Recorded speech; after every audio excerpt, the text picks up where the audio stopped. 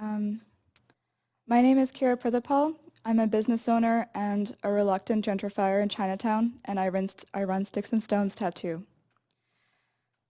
I'm here to oppose the proposed development at 105 Keefer Street. As a first-time business owner, a 23-year-old with no business experience, no credit history, and as a tattooer running a shop of self-taught marginalized artists, Chinatown is the only place where I could find a workspace that would allow me, and at the same time the process has been harrowing and convoluted. The retail units being proposed for 105 Keefer would have to meet some very specific and different requirements of accessibility to truly be available for the Chinese business owners that make Chinatown what it is. The homeowners that this development would bring into the area will not be revitalizing the rest of Chinatown. This is not a trickle-down effect economically.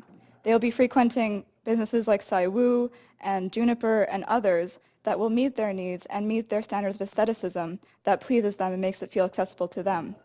The real business owners of Chinatown will be left to suffer in languish, and as their actual clientele gets removed further and further away from them.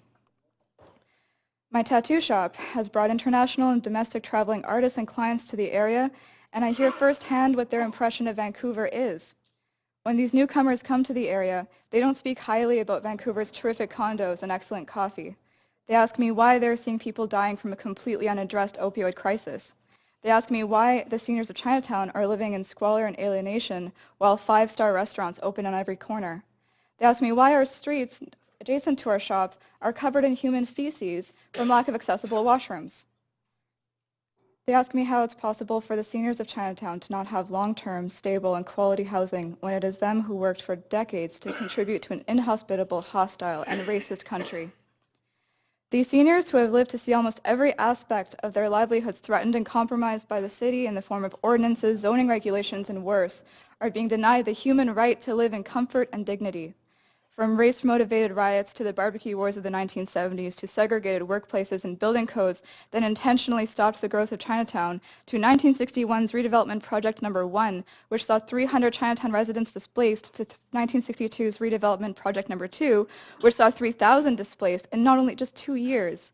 The city of Vancouver's history of xenophobia and racism is no secret to the seniors of Chinatown.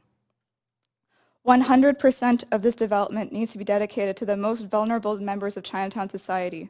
The retail units for businesses should have incentives for new business owners to ensure that they work with the community and ask consent to meet the needs of Chinatown. Unlike the owners of Sai Wu, I am grateful and deeply humbled to be allowed into this community. On behalf of my business, I took many steps to not leave a negative impact, or at least to mitigate that impact, so that I wouldn't just be one other business taking advantage of the charm and the business just intrigue of this area to make a profit. I really hope that the councillors assembled here may want to hear more about what those things were that I did, because as far as I'm aware, I am the only business owner who has taken those steps.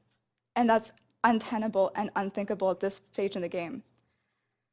There are wants and needs to be considered in this issue, and the needs of the people of Chinatown, the seniors, the users, the homeless, the sex workers, and all those in need should trump the wants of those who are able to afford $900,000 condos. I can only speak for my own business and for the people who work around me, but I've seen even the area in which I work in currently, the studio that I work in, be completely demolished for the name of development, while very accessible retail units at the rate of about $1,000 a month that provided working spaces for about a dozen Chinese seniors are being razed to the ground with only a month's notice. I really hope that Council will consider putting more of this development towards actual social housing and addressing the needs of the people who need it the most. Thank you.